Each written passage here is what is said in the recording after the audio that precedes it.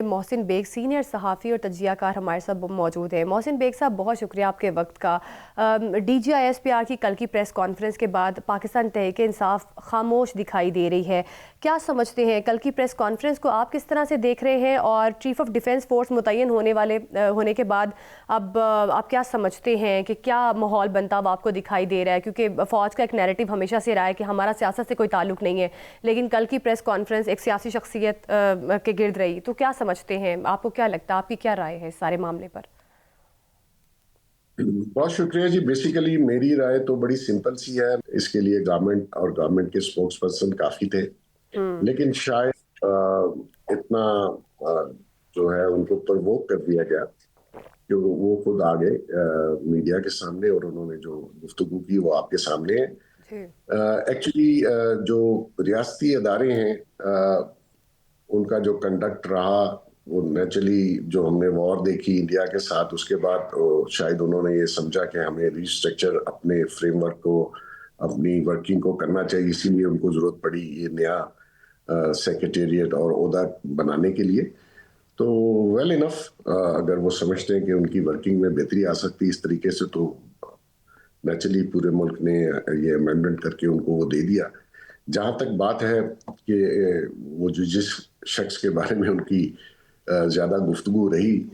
اس شخص کا کنڈکٹ اگر آپ دیکھ لیں ماضی میں، اس نے ہر وہ کام کیا جو ریاست کے خلاف گیا اور ریاستی اداروں کے خلاف گیا، اور ایک بیانیہ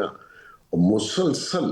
ان کو عوام کی نظر میں ڈسکریڈٹ کرنے کے لیے ایک بیانیہ ایسا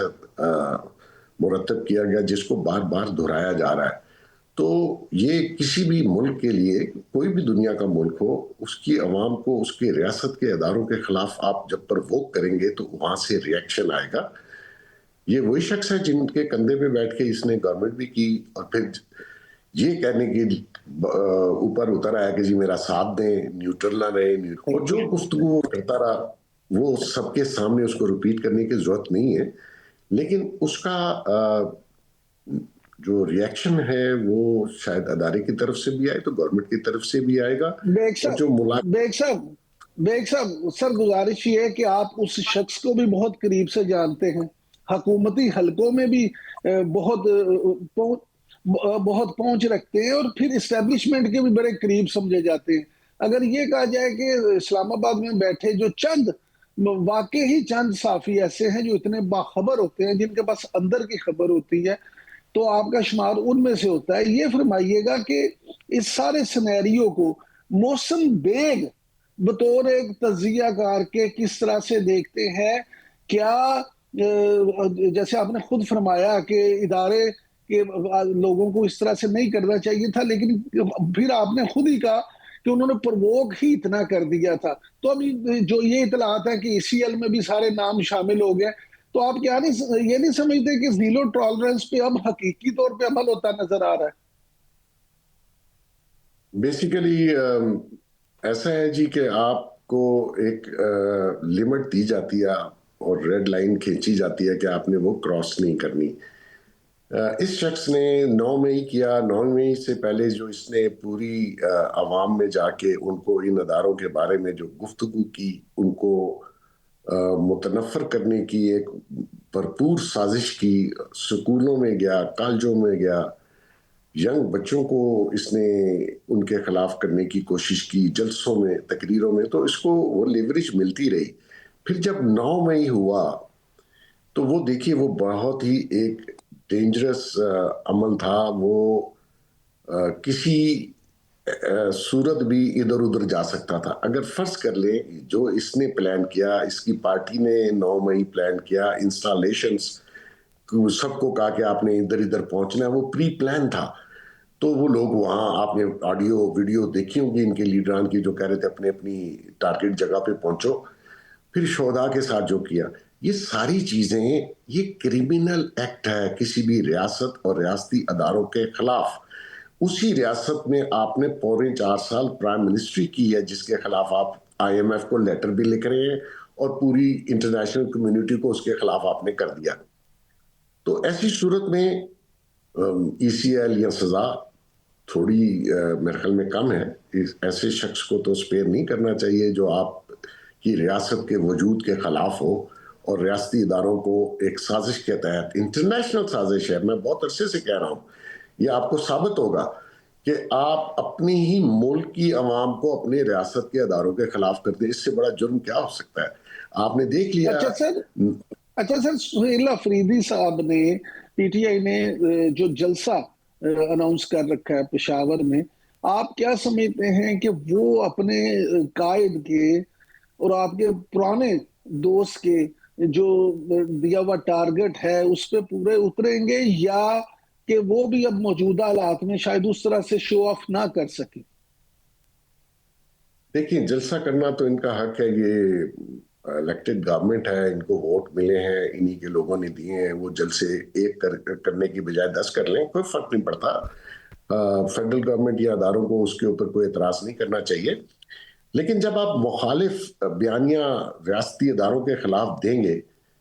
تو اس کا ریاکشن اب آئے گا، اور میں سمجھتا ہوں ڈیلے ہوا ہے، اس کا ریاکشن پہلے آنا چاہیے تھا تاکہ ان جیسے لوگوں کی زبان بندی کی جا سکے، ان کی محسن اصل بیگ صاحب، عزائم۔ اب معاملہ جس نہج پر پہنچ گئے ہیں، D G I S P R کی جانب سے جو القابات کل بانی پی ٹی آئی کو دیے گئے، اور اس کے بعد اب جو معاملات ہمیں دکھائی دے رہے ہیں، طلال چودھری صاحب بھی کہہ رہے ہیں کہ گورنمنٹ جو ہے اس چیز پر غور کر سکتی ہے کہ پی ٹی آئی پر شاید کل کو بین بھی لگ سکتا ہے، پھر اب آپ کیا سمجھتے ہیں کہ پی ٹی آئی کے لیے سیاسی آپشنز ختم ہو گئے ہیں؟ رانا ثناء اللہ صاحب بھی یہ بات کر رہے ہیں کہ شاید اب مذاکرات والا بھی آپشن پی ٹی آئی کے پاس نہیں رہا، تو آپ سمجھتے ہیں کہ پی ٹی آئی کے معاملات واقعی میں پوائنٹ آف نو ریٹرن پر پہنچ چکے ہیں؟ دیکھیے، اگر آپ ڈیپ ڈاؤن جا کے دیکھیں تو یہ جس جگہ آج کھڑے ہیں اس میں سب قصور اسی شخص کا ہے جو جیل میں ہے۔ اس نے پولیٹکس اس ملک میں نہیں کی، وہ اپنے اپوننٹ کو سپیر کرنا ہی نہیں چاہتا، وہ چاہتا ہے میں رہوں اس خدائی میں اور کوئی رہ نہ سکے۔ اس نے اپنے دور میں، آپ دیکھیے، کوئی سیاست کی ہے، اس نے ان پولیٹیکل پارٹیز کو جیسی بھی ہیں، مطلب یہ آپ امپورٹ تو نہیں کر سکتے، پولیٹیکل پارٹیز یہی ہیں نا جن کے ساتھ آپ پارلیمان میں بیٹھے ہیں، اور جن کے ساتھ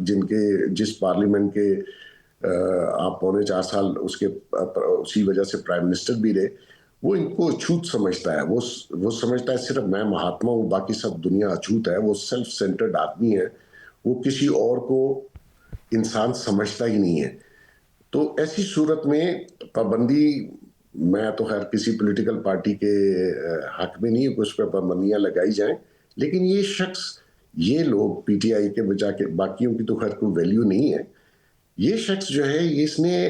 پی ٹی آئی کو آج دن تک پولیٹیکل پارٹی نہیں بننے دیا، اور یہ خود آج تک کسی دوسرے لیڈر سے ملنا اپنی توہین سمجھتا ہے۔ تو ایسے میں سیاست اس ملک میں آپ کیسے کریں گے اگر آپ باقی پارٹیوں سے، یہ تو مطلب۔ بیگ صاحب یہ تو وہ بطور وزیر اعظم بھی بارہا میڈیا پہ آن کیمرہ کہہ چکے ہیں کہ میرے علاوہ کوئی آپشن ہی نہیں ہے۔ وہ تو اس وقت بھی برملا اس کا اظہار کرتے تھے، اور شاید وہ یہ سمجھتے تھے واقعی کہ ان کے علاوہ کوئی آپشن نہیں ہے، لیکن معاملہ یہ ہے کہ ماضی میں جو ہوا وہ تو ہوا۔ اب اس وقت جس طرح سے موجودہ حکومت اور اسٹیبلشمنٹ واقعی آپ کو ایک پیج پہ نظر آتے ہیں، اور مار کے حق میں کامیابی کے بعد جس طرح سے پوری قوم نے، بلکہ انٹرنیشنلی جس طرح سے ہماری فوج کو سراہا جا رہا ہے، تو آپ کیا سمجھتے ہیں کہ ایک طرف ایک فریق تو جو ہے وہ بلندیوں کو چھو رہا ہے، اور دوسرے فریق کے لیے مشکلات بڑھتی جا رہی ہیں، تو ایسے میں کیا آپ یہ سمجھتے ہیں کہ پی ٹی آئی میں کوئی اس طرح کے وائز لوگ ہیں، سیاسی اپروچ والے، کہ جو صورتحال کو سنبھال سکیں؟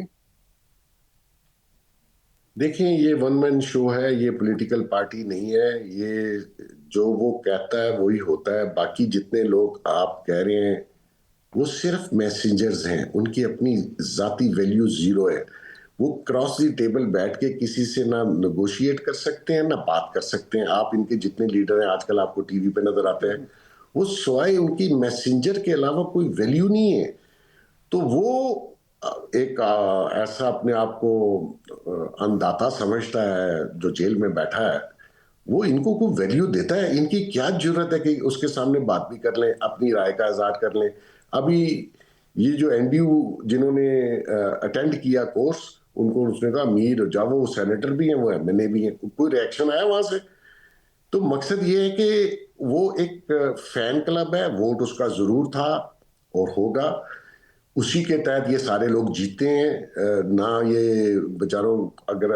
खुद से ये इलेक्शन लड़ने चाहें तो शायद काउंसलर का इलेक्शन ना जीत सके। तो ऐसी सूरत में पीटीआई के अंदर उसने पार्टी बनने ही नहीं दी, उसने किसी को ठीक है, पीटीआई के अंदर मामला जो है वो यकीनी तौर पर मजीद पेचीदगियों का शिकार होते हुए दिखाई दे रहे हैं। बहुत शुक्रिया, मोहसिन बेग सीनियर सहाफ़ी तज्ज़ियाकार हमारे साथ मौजूद थे।